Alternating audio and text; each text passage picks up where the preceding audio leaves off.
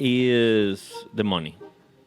I think that's the biggest wall for I everybody remember, starting. I remember when I started, everything that I started after the first game and I did, everything was pending on money, which I money. didn't have. So I had a bunch of good ideas that I've seen worked out for other people that came a little later than me, but I didn't have the money. They found the money. They found a way. I let myself stop from maybe the worry. I wanted to get the money by myself, which meant there was only one person that could pour in the effort, the time, and the money, which made most of my ideas never come true. So yeah, money is a big thing. I was starting a project once. It was a t-shirts brand, and the money wasn't the issue. It, I calculate everything that I could, and all the numbers. Everything was like correct for me, and I was so sure that everything was going to be okay. And then I got scammed. Ah, shit. I lost part of the money. Suddenly, it was a wall that I wasn't Prepare for. prepared for, and then I decided that I shouldn't keep going because it was impossible for me. Yeah, I can build a website. I had the most of the articles and machines and everything to create the T-shirts. I had the designs. I had everything, but I had zero for marketing. Zero. Because you got scammed. Which also means you visually saw if I have to do it again and if in any way I get scammed, Again, I'm done. it was impossible for me to get scammed again because I had no money to invest. Zero. Yeah, that's unlucky. That's the case, right? Because we went through it also with C4G. Is I went a little crazy and I bought a lot of products that we're now stuck with. But I don't regret anything. It's a process, and it gave us, ideas to do something else. And I think that's the process. But I'm also the lucky one. I have the money to lose them. If people don't have the money to lose them, No. they're done. I was fucked up, yeah. bruh. But then- Crying in the shadows.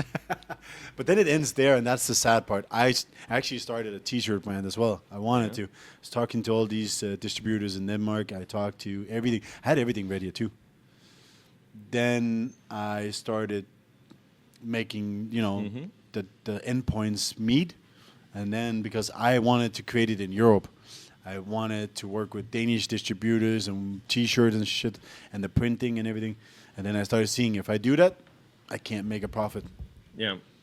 And then I got one created that was complete shit. And after that, I gave up. I just said, no, this is too much work, too much effort. And I don't have that major funding at that point. So I just said, this is not worth my time. So I gave up.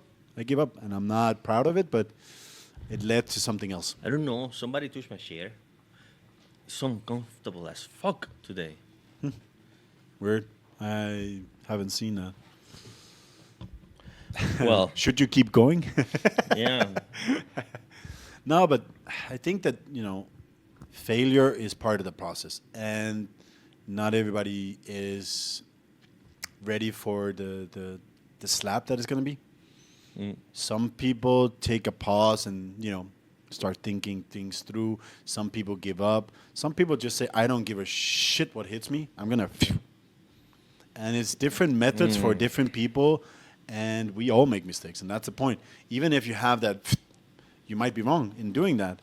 But the more you hit, you might start thinking, okay, let me take a step back. And then you start becoming, more thoughtful and thinking about the processes. And then you become a different one. And then you start succeeding. I think nobody's built as a perfect businessman, not even Elon Musk. No. Especially Elon Musk. Yeah, precisely. He made a lot of failures also that people don't like to mention. So I think ultimately, should you be going depends on your emotional attachment and your meaning behind what you're trying to build. It's very important. If you're building it, like I saw this episode on Netflix of this resurrect version of Pimp My Ride. And this guy had this really ugly car, but it was his grandmother's. His grandmother gave it to him, so he was invested 110%, maybe more, into that.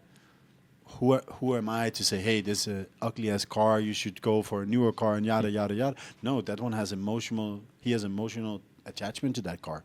Yeah. And then he should be doing what he does. And then when it starts failing, then you can start saying, okay, maybe now I can reconsider and find something else. Yeah, but it might be too late. Maybe if you, maybe you're losing money, all your capital, shit. Of course, if you don't of give course. up before, But then you can say, was it worth it's the always ride? a risk. Yeah, but was it worth the ride then?